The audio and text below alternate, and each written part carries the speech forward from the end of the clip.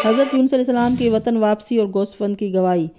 پھر جب ان کو طاقت و توانائی آ گئی، خدا نے چاہا کہ یہ اب اپنی قوم میں چلے جائیں، تو اس نے کیڑے کو حکم دیا، اس نے کدو کی جڑ کھا لی اور درخت خشک ہو گیا۔ یہ دیکھ کر حضرت یونس علیہ السلام کو بڑا صدمہ ہوا۔ انہوں نے کہا کہ مالک، یہ میرا مونس تنہائی تھا، تو نے اسے ختم کر دیا۔ حکم ہوا کہ یونس ایک ایسا درخت جس کو نہ تم نے لگایا تھا، نہ سینچا تھا، نہ اس کی نگرانی روا رکھی تھی، اس کے خشک ہو جانے پر تم کو اتنا رنج ہوا اور غمگین بیٹھے ہو۔ تم اس پر بھی تو غور کرو کہ 1,00,000 سے زائد انسانوں کے لیے عذاب مانگا تھا، تمہیں ان کا کوئی دکھ نہیں تھا۔ اس پر بھی تو غور کرو کہ وہ سب اگرچہ نافرمان تھے مگر تھے تو میرے ہی بندے۔ اگر میں نے ان کی گریہ زاری و توبہ انابت سے متاثر ہو کر ان پر عذاب نازل نہ کیا تو اس میں رنج کی کیا بات تھی۔ یہ سن کر حضرت یونس علیہ السلام بے حد شرمندہ ہوئے اور بارگاہ خداوندی میں توبہ و استغفار کیا اور وہاں سے اٹھ کر اپنے شہر کی طرف روانہ ہوئے۔ جب شہر نینوا کے قریب پہنچے تو شہر میں داخل ہونے سے شرمانے لگے۔ ناگہاں ایک چراوے کو دیکھا کہ گھاس کا گٹھڑا لیے ہوئے شہر کی طرف جا رہا ہے۔ اس کو قریب بلایا اور اس سے کہا کہ شہر میں جا کر ندا کر دو کہ یونس پیغمبر پھر اپنے شہر میں واپس آ رہے ہیں اور وہ فلاں جگہ پر ہے۔ یہ سن کر چراوے نے کہا، کیوں جھوٹ بول رہے ہو؟ یونس تو دریا میں چھلانگ لگا کر ہلاک ہو گئے۔ ان کا یہاں چرچا کچھ دن چلا تھا، پھر اب کوئی ان کا ذکر نہیں کرتا اور سب کو یقین کامل ہے کہ وہ ختم ہو چکے ہیں۔ میں کیسے جا کر اعلان کروں کہ یونس آئے ہوئے ہیں؟ پہلے آپ مجھے تو یقین دلائیں کہ آپ ہی یونس ہیں۔ حضرت یونس علیہ السلام نے فرمایا کہ تیرے ساتھ یہ گوسفند جو ہے یہی گواہی دے گی کہ میں یونس علیہ السلام ہوں۔ حضرت یونس علیہ السلام کا یہ فرمانا تھا کہ وہ گوسفند بولی، میں گواہی دیتی ہوں کہ یہ یونس علیہ السلام ہے۔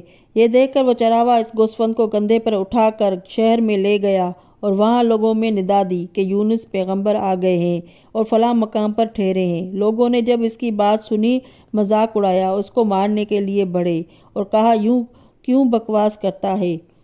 وہ تو دریا میں ڈوب کر مر گئے۔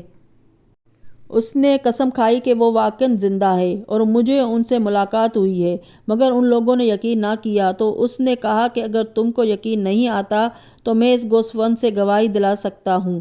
یہ کہہ کر اس نے گوسفند کے منہ کو آزاد کر کے کہا کہ بتا، تو نے کیا دیکھا ہے؟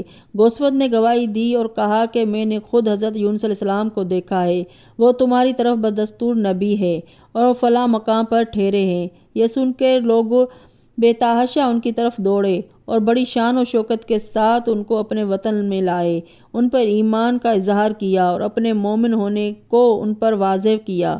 پھر سب خوش و خرم شہر نینوا میں رہنے لگے۔ مورخین کا کہنا ہے کہ حضرت یونس علیہ السلام پنجشنبہ کو دریا کے ساحل پر پہنچے اور وہاں 7 دن تک جنگل میں کدو کے درخت کے نیچے خشکی میں پڑے رہے اور دوسرے ہفتے اپنے شہر واپس آئے۔ پھر ان کی قوم نے بڑی آؤ بھگت کی اور ان پر ایمان لائی اور ان کی ہر طرح سے توقیر کرتی رہی۔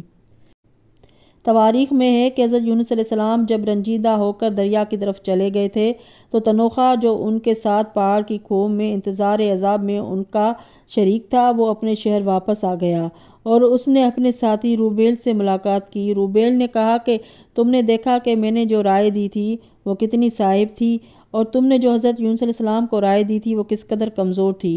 تنوخہ نے اس کے جواب میں کہا کہ بھائی، تو سچ کہتا ہے کہ آپ کی رائے ایک عالم اور حکیم کی رائے تھی اور یقیناً میری رائے سے بہتر تھی۔ اور بھائی سنو، میں تو ہمیشہ یہ گمان کیا کرتا تھا کہ میں آپ سے بہتر ہوں، کیونکہ میرا زہد، میری عبادت آپ سے بہتر تھی۔ اب آپ کا فضل و شرف اس علم کے سبب سے جو آپ کو خدا نے عطا فرمایا ہے مجھ پر ظاہر ہو گیا ہے، اور میں نے سمجھ لیا ہے کہ علم و حکمت تقویٰ کے ساتھ زہد سے بہتر ہے اور عبادت علم کے بغیر ناقص ہے۔ اس کے بعد یہ دونوں مثل سابق بھائی چارگی کے ساتھ اپنی قوم میں گزر بسر کرنے لگے۔